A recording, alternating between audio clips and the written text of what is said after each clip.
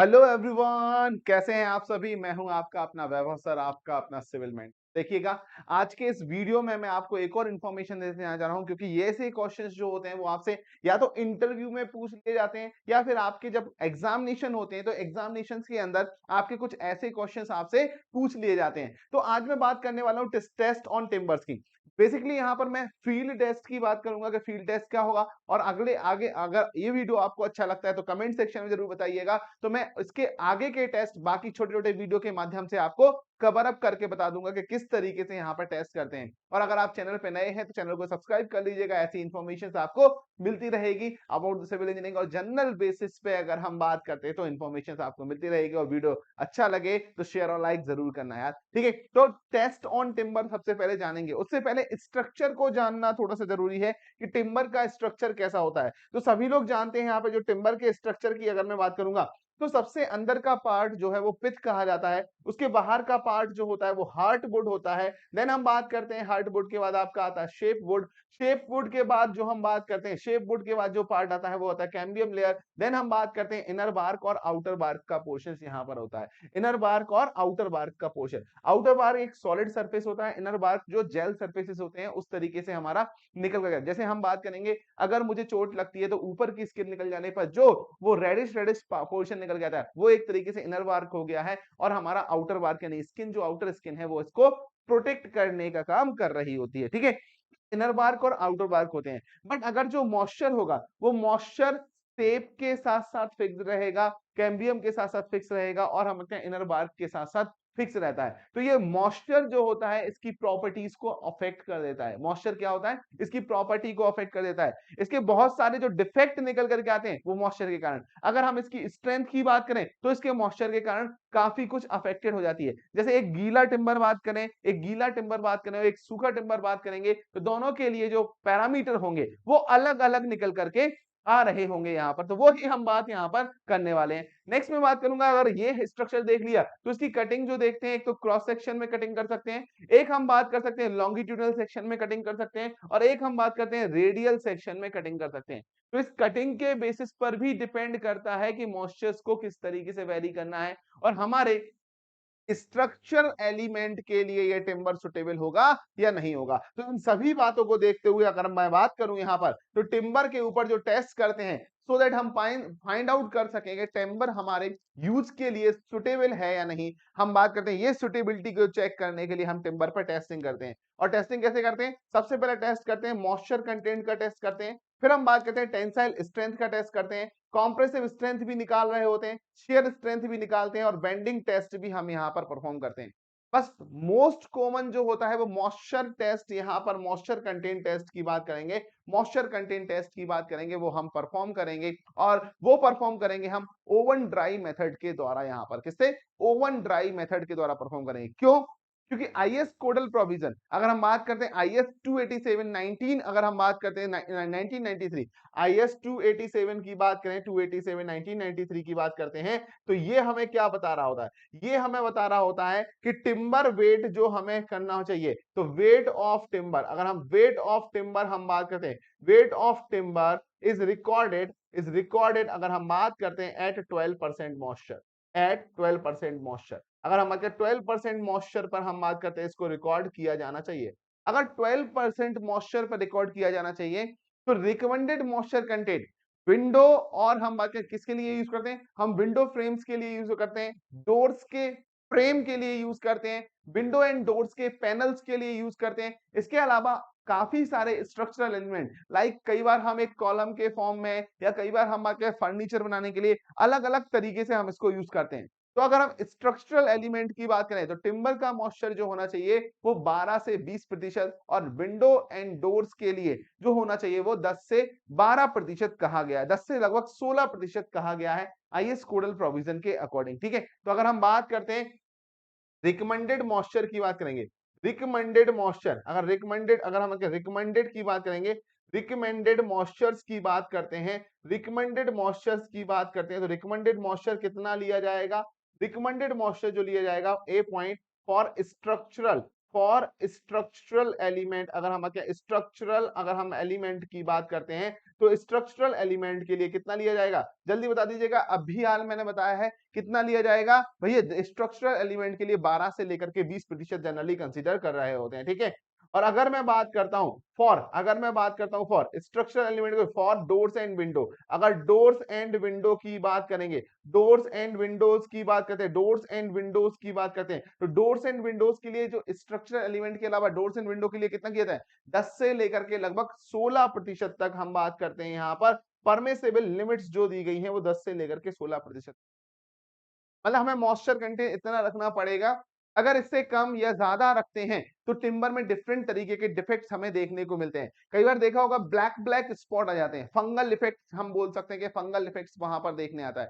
या फिर टिम्बर एकदम सड़ जाता है, टिम्बर एकदम से सड़ जाता है, सड़ जाता है टिम्बर तो किस तरीके से दिखाई देता है हम देखेंगे यहाँ पर। तो जो डिफेक्ट निकल के देखो इस तरीके से डोर्स, ये हमारे डोर्स फ्रेम्स हो गए या विंडोज के फ्रेम हो गए। ये हम बात करें चौखट, जैसे हम बात करें चौखट की बात करें, चौखट की बात करें, चौखट के लिए यूज करते हैं। ये हमारे पैनल हो गए, पैनल के लिए यूज करते हैं। और अगर हम देखें तो यहाँ पर कंडीशन कुछ ऐसे ऐसे व्हाइट ब्लैक ब्लैक पैचेस निकल के आते हैं जिसको हम बोलते हैं फंगल इफेक्ट भी हो गया है। क्या मैं बात करूंगा इस तरीके से सड़ जाता है टिम्बर, तो थोड़े से इफेक्ट के कारण टूट जाता है, या इस तरीके से इफेक्ट निकल के आता है कि सड़ने की कंडीशन में निकल करके आ रहा है, या इस तरीके से सड़ जाता है, तो वो कंडीशन हो जाती है जिसको हम बाद में यूज नहीं कर सकते हैं। मतलब हम बात करते हैं इसको हम यूज नहीं कर पाएंगे अगर मॉइस्चर एक परमिटेबल रेंज में नहीं हो। तो किस तरीके से मॉइस्चर क्या होना चाहिए सो दैट हम इसको यूज करेंगे, तो मॉइस्चर कंटेंट निकल करके आएगा। फोर कैरेक्टरिस्टिक्स कंडीशंस आर, जो different different four characteristics conditions हैं जिसको हम टिम्बर को यूज कर सकते हैं अपने स्ट्रक्चरल में, वो कितना होता है, वो बात करें ग्रीन टिम्बर के लिए 30 से लेकर के 25% होना चाहिए।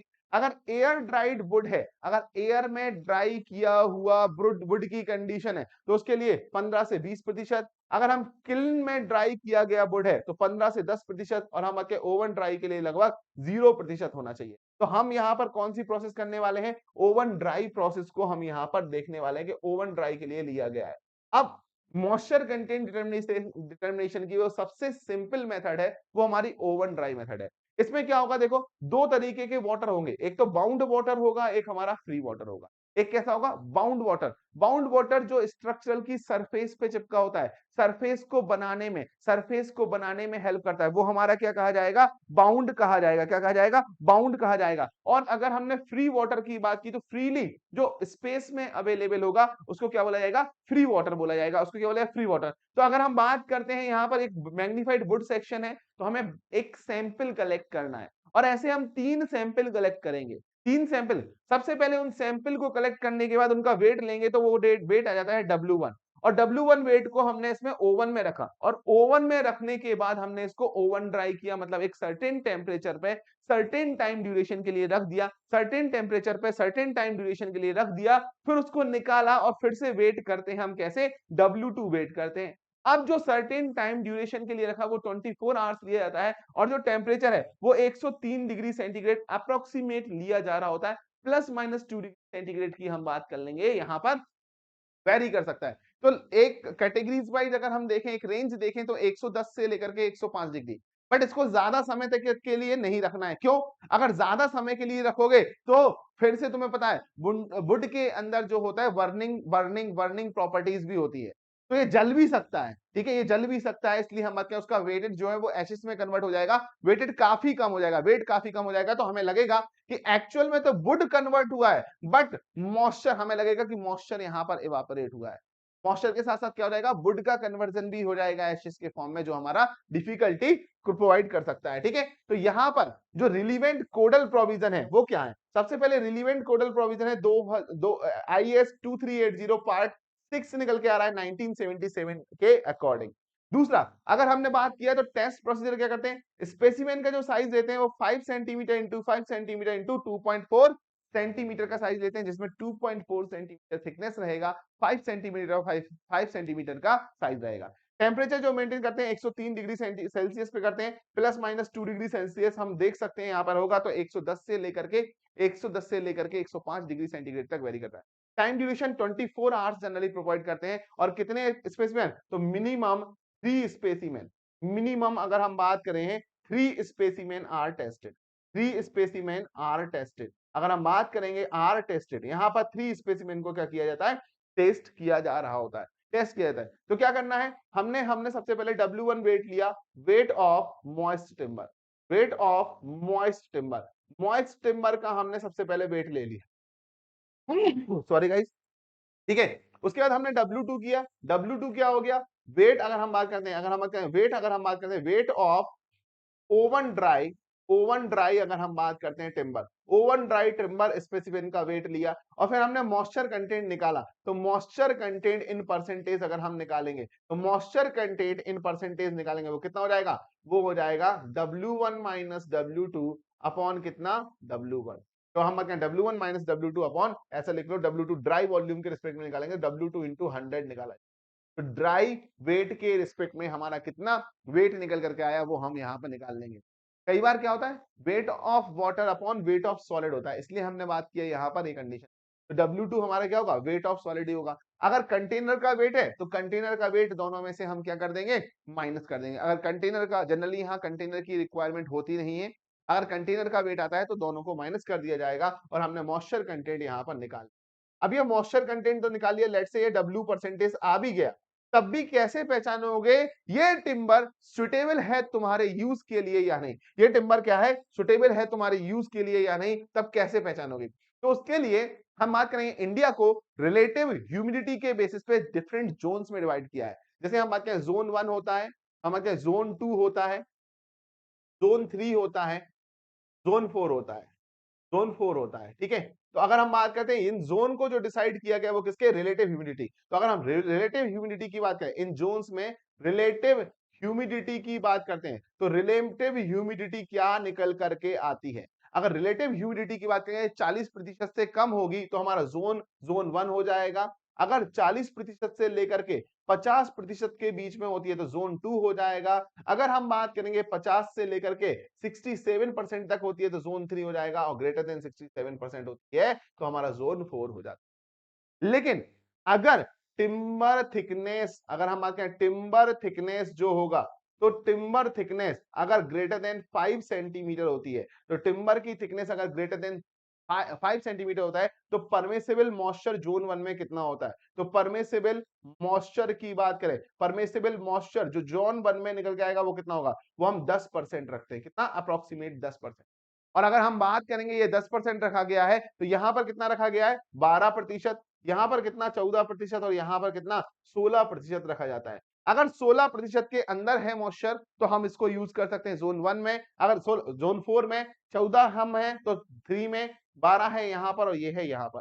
और अगर टिम्बर थिकनेस, अगर मैंने बोला टिम्बर थिकनेस की बात करें, तो टिम्बर थिकनेस अगर हम बात करते हैं कितना हो गई है, हम क्या लेस देन 5 सेंटीमीटर हो गई, 5 सेंटीमीटर से कम है, कितना 5 सेंटीमीटर से कम है। तो यहाँ पर कितना 8% मॉइस्चर परमिटेड होता है, यहाँ पर 10% मॉइस्चर परमिटेड होगा, यहाँ पर 12 होगा, और हम बात करते हैं यहाँ पर 14। तो ये मैक्सिमम वैल्यू है जो मॉइस्चर परमिसेबल निकल करके आ रहा होता है।